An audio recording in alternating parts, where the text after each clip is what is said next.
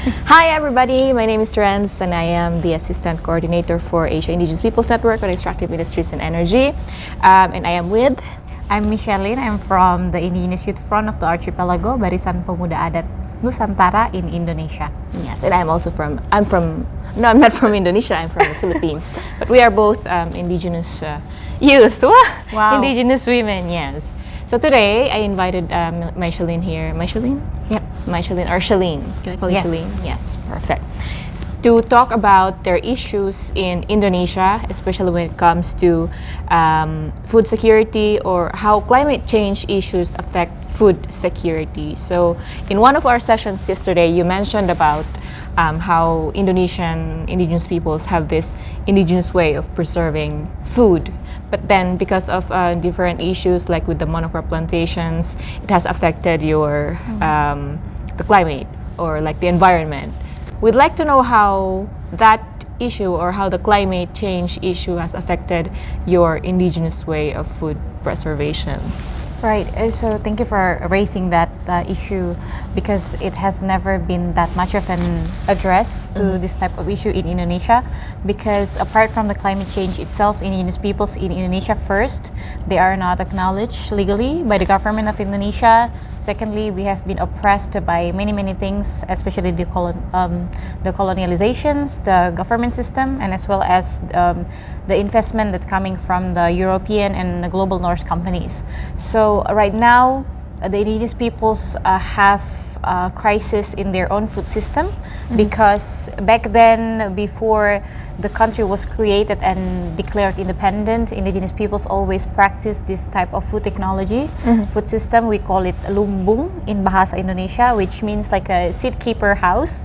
So basically this house is located in some places and it has its local names in different indigenous communities in which this house can keep the seed or the food for hundreds of years without it being rotten or without it being broken, and the indigenous people can still like transfer this type of food into their next generations.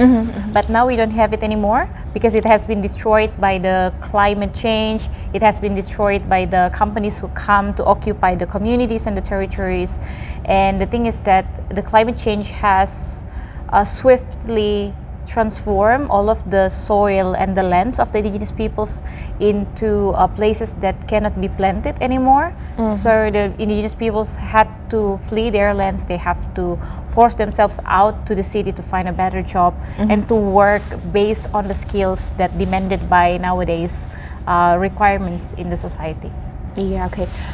Well, to try and concretize the situation to our audience, you mentioned about companies coming into your territories, and it's because of their activities that destroys the environment. Like, could you give us an example or a case? What type of companies are these? Well, in Indonesia, it is very well known that there are some of the very major investment, like palm oil plantations, mining, nickel, lithium, gold minings, and as well as illegal timber productions, especially in Kalimantan, Sumatra, and Papua, because these islands have a very rich sources, natural resources. And then the palm oil plantation itself, in Indonesia, we don't really consume palm oil because it is being exported to Europe or other countries that need that the most. But the thing is that now we are running out of our own land, especially in Kalimantan. They even face criminalizations because they want to keep the remaining forest that they have in Kalimantan right now. So basically that's the main problem. Apart from the climate crisis, what makes it worse is the investment and the company that comes. Okay. So correct me if I'm wrong.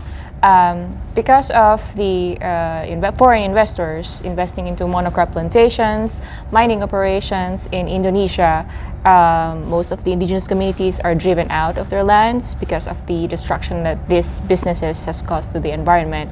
And so this has also affected the indigenous way of life of Indonesians because they can no longer practice their food production or indigenous way of food preservation in their communities, right? Yes. So